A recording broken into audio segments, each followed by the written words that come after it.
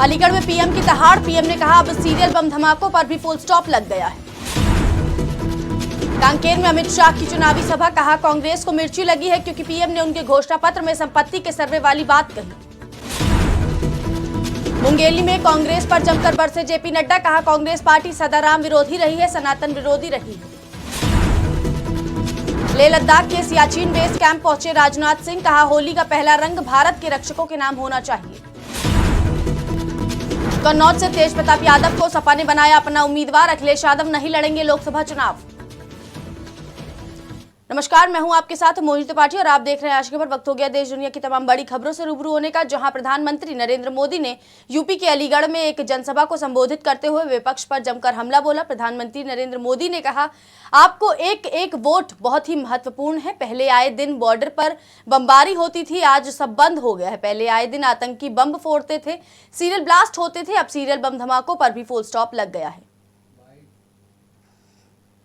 अब आप देखिए, पहले आए दिन बॉर्डर पर बम गोले चलते थे, गोलियां चलती थी और आए दिन हमारे वीर सपूत शहीद होते थे।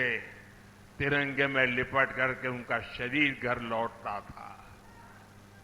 आज ये सब बंद हो गया कि नहीं हो गया? सबकी बोलती बंद हो गई कि नहीं हो गई?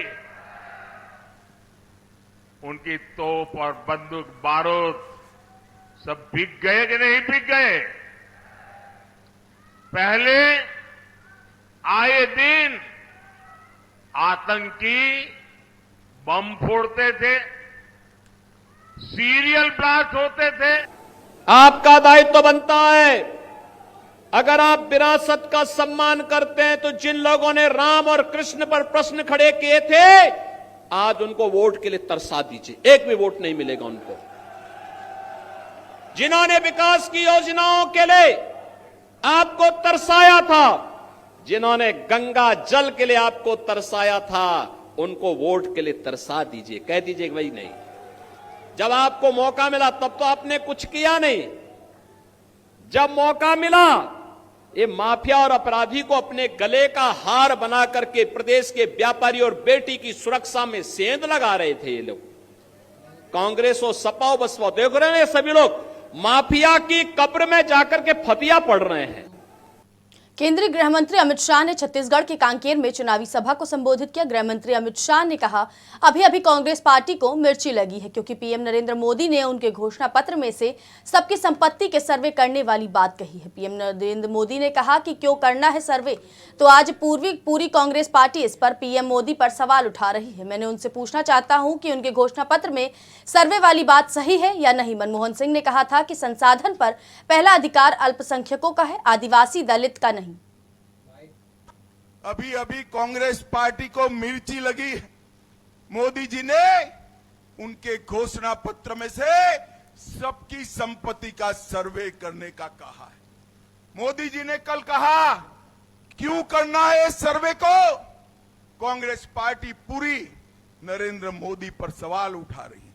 मैं आज कांग्रेस पार्टी को पूछना चाहता हूं, आपके घोषणा पत्र में सर्वे की बात है या नहीं है? राहुल बाबा देश के नाम में स्पष्ट करे। और मनमोहन सिंह, आपके प्रधानमंत्री ने कहा था संसाधन पर पहला अधिकार माइनॉरिटी का है, आदिवासी दलित का नहीं है, आदिवासी दलित का नहीं। अभी भाजपा के राष्ट्रीय अध्यक्ष जेपी नड्डा ने कांग्रेस पार्टी पर वोट बैंक करने और तुष्टीकरण की राजनीति करने का आरोप लगाया है। भाजपा के राष्ट्रीय अध्यक्ष जेपी नड्डा ने कहा कि कांग्रेस पार्टी सदा राम विरोधी रही है, सनातन विरोधी रही है। क्या इसी कांग्रेस की सरकार नहीं थी जब आपने कोर्ट में एफिडेविट दिया कि राम काल्पनिक है, राम का कोई ऐतिहासिक वजूद नहीं है? मैं यहां आरोप लगाना चाहता हूं, कांग्रेस पार्टी सदा राम विरोधी रही और कांग्रेस पार्टी सनातन विरोधी रही। मैं बताना चाहता हूं, आप बताइए, क्या यही कांग्रेस पार्टी यूपीए की सरकार नहीं थी? क्या मनमोहन सिंह प्रधानमंत्री नहीं थे? क्या सोनिया गांधी चेयरपर्सन नहीं थी? जब आपने कोर्ट में एफिडेविट दिया कि राम काल्पनिक है, राम का कोई ऐतिहासिक वजूद नहीं है, एफिडेविट दिया था आपने कि राम काल्पनिक है, राम का कोई ऐतिहासिक वजूद नहीं है, और सेतु के विषय पर आपने भारत के पक्ष को रखने से आपने उसको डाइल्यूट किया था।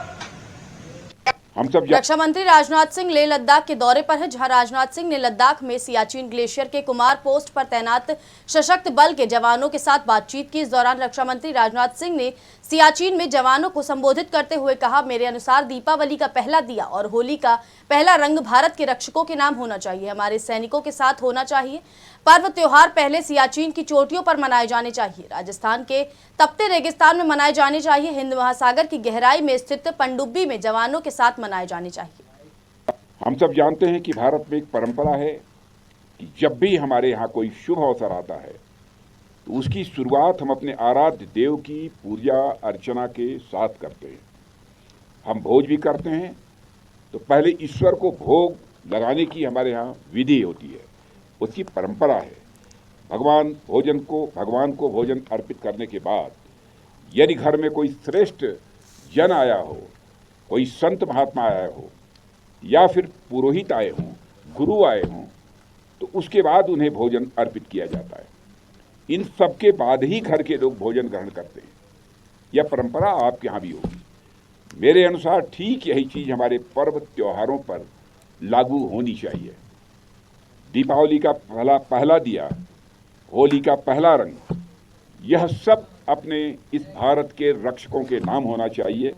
लोकसभा चुनावों के बीच गुजरात में बीजेपी ने पहली जीत दर्ज की है। सूरत में पार्टी के उम्मीदवार मुकेश दलाल निर्विरोध निर्वाचित हो गए। नामांकन पत्र वापसी के अंतिम दिन सभी 8 उम्मीदवारों ने अपनी उम्मीदवारी पीछे खींच ली है। इसके बाद बीजेपी के कैंडिडेट मुकेश दलाल निर्विरोध निर्वाचित हो गए हैं। चुनाव आयोग की तरफ से इसका ऐलान किया जाएगा। सूरत में एक दिन पहले कांग्रेस कैंडिडेट नीलेश कुंभारनी का पर्चा रद्द होने पर समीकरण बदल गए हैं। बीएसपी के कैंडिडेट प्यारेलाल भारती से सबसे आखिरी पर्चा वापस लिया गया। मुकेश दलाल को बीजेपी के प्रदेश प्रमुख सीआर पाटिल को करीबी और विश्वास पात्र माना जाता है। सूरत के इतिहास में निर्विरोध निर्वाचित होने वाले दलाल पहले सांसद बने हैं। समाजवादी पार्टी ने अखिलेश यादव के कन्नौज से लोकसभा चुनाव लड़ने की अटकलों पर विराम लगा दिया है। सोमवार को जारी उम्मीदवारों की सूची में तेज प्रताप यादव को सपा ने कन्नौज से प्रत्याशी बनाया है। वहीं बलिया से सनातन पांडे को टिकट दिया गया है। बता दें कि तेज प्रताप यादव सपा मुखिया के भतीजे हैं। उनकी शादी 2015 में बिहार के पूर्व मुख्यमंत्री लालू प्रसाद यादव की छोटी बेटी राजलक्ष्मी के साथ हुई है। फिलहाल के लिए बस इतना ही। ऐसे ही देश दुनिया की तमाम बड़ी खबरों को देखने के लिए जुड़े रहिए हमारे साथ और देखते रहिए आज की खबर।